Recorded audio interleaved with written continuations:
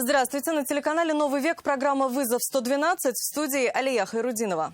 И сегодня мы расскажем, как велосипедист, пересекая проезжую часть по переходу, которого нет, врезался в Део Матис. Резко выскочил очень резко. И этот поток тоже шел, я не знаю, как он вообще умудрился. Покажем последствия страшной аварии в Актанышском районе и падение параплана в Заинском. А также отметил День Победы и поехал за добавкой. Очень обидно. Возле дома 300 метров, тут на тебе. Бам! Зажали. На улице Боевая задержали нетрезвого водителя Датсуна. Это и не только прямо сейчас. 26-летний велосипедист, курьер службы доставки и 19-летняя девушка, водитель Део Матис, не смогли разъехаться на пересечении улиц Лобачевского и Дзержинского. Мужчина выехал из Ленинского садика и, не спешившись, пересекал проезжую часть в том месте, где еще недавно был пешеходный переход. Автоледи с мамой и братом ехала по Лобачевского смотреть салют. Праздничное настроение моментально исчезло вместе с ударом велосипеда об автомобиль. Резко выскочил очень резко. И этот поток тоже шел, я не знаю, как он вообще умудрился до этой полосы доехать.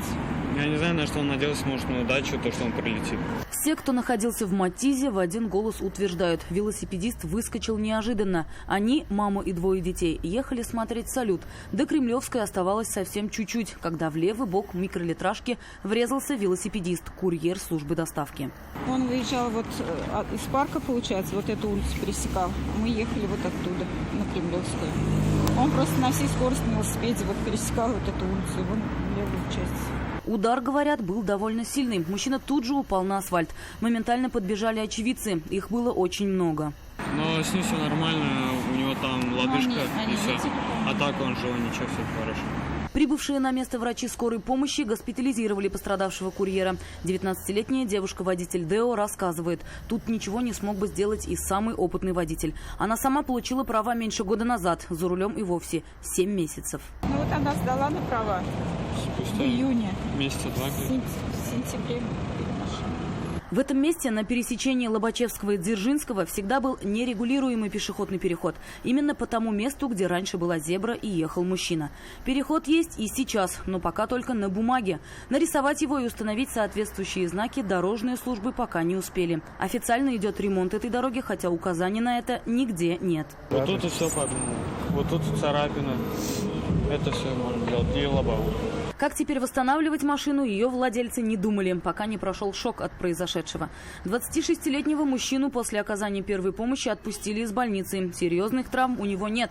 Степень вины каждого из участников происшествия будут устанавливать дознаватели на детальном разборе ДТП.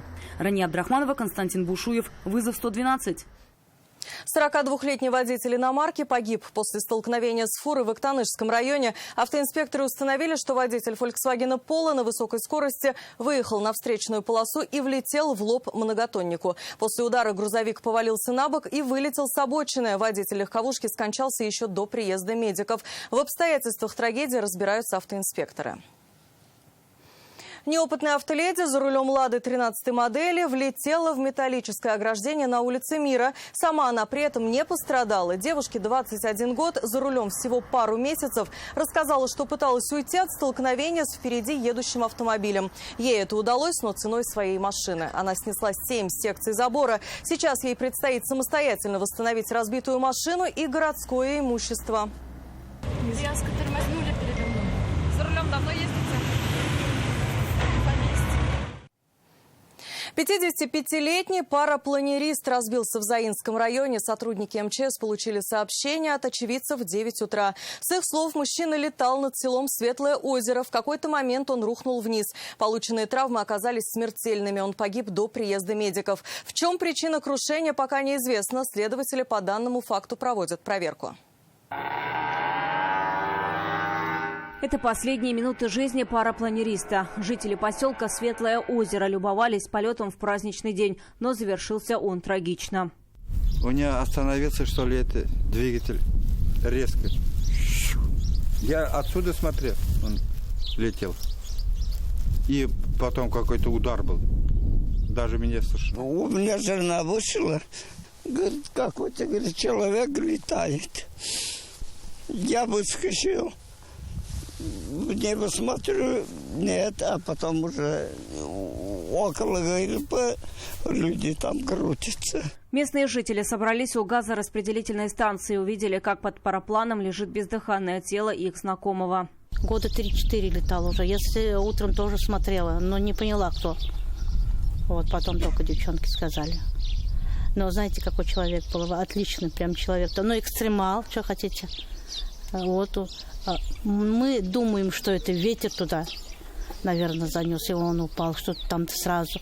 Вот пополам сделался, и сразу. 1 минуту его нет. Сейчас следователи проводят проверку. По предварительным данным, это воздушное судно не было зарегистрировано в установленном порядке. Вероятнее всего, будет решаться вопрос о возбуждении уголовного дела. Мужчину похоронят на местном кладбище. К слову, за последние 2 года это уже 2-й такой случай гибели человека. В июле 2021-го в Бавлинском районе погиб 46-летний парапланерист. Из-за порыва ветра он потерял управление и пытался спуститься на парашюте, но он не раскрылся. Вероника Гайнудинова, Елена Маврина, Максим Майоров, Александр Тимофеев. Вызов 112. 72-летний мужчина заживо сгорел в собственном доме в деревне Черное озеро в Нурладском районе. Сообщение о возгорании поступило на номер вызова пожарной охраны 101 в час ночи. Мужчину оттащили подальше от пылающего строения. Очевидцы, он без признаков жизни лежал на пороге дома. К прибытию пожарных пламенем была объята вся постройка и уже обрушилась кровля. Со стихией справились за 40 минут. Предположительно, возгорание началось из-за непотушенной сигареты. Было лень идти до магазина, поэтому и сел за руль. Так объяснил водитель Датсуна, почему он находился за рулем в нетрезвом состоянии. Внимание автоинспекторов легковушка привлекла после того, как пересекла сплошную линию разметки на улице Боевая в Казани. Автомобиль остановили, за рулем был мужчина с явными признаками алкогольного опьянения. Очень обидно. Возле дома 300 метров, тут на тебе. Бам! Зажали. Он не отрицал, сегодня выпил. День Победы для мужчины – праздник великий. Я не пьяный, но выпивший. Я дома уже почти был. Я даже не стал дышать. А смысл я не вижу. Автоинспекторы заметили Датсун, когда он пересек сплошную линию, развернулся и подъезжал к магазину разливных напитков. Приобретение он их мужчине пришлось отложить. От освидетельствования он отказался. Процедуры и последствия знает. Прав за вождение в нетрезвом виде его уже лишали. 5 лет назад. Говорит, можно было и дойти пешком. От дома до магазина метров 300, не больше. Но не хотелось. Что тут ноги? Теперь ходить ему, вероятно, придется больше. Наказание за отказ от освидетельствования такое же, как за езду в нетрезвом виде. Что там будет? По деньги накажут. Получше машину. Новую машину, говорит, хотел покупать и так. Помимо основной работы подрабатывал в такси. Расходов много, плюс платят алименты за 2 детей. У меня еще алименты. Я же был женат. Я же 7 раз был женат. Поэтому тут как ни крути, хоть какие-то деньги отбивал я в такси. С извозом мужчина попрощался прямо там, на месте задержания. Говорит, за 10 дней до суда много заработать не сможет. Понимает, что придется оплачивать и эвакуатор, и хранение машины на штрафстоянке. Хотел отогнать к дому, но автоинспекторы не дали. И заплатить штраф в 30 000 рублей. Иван Сарафанов, Константин Бушуев. Вызов 112.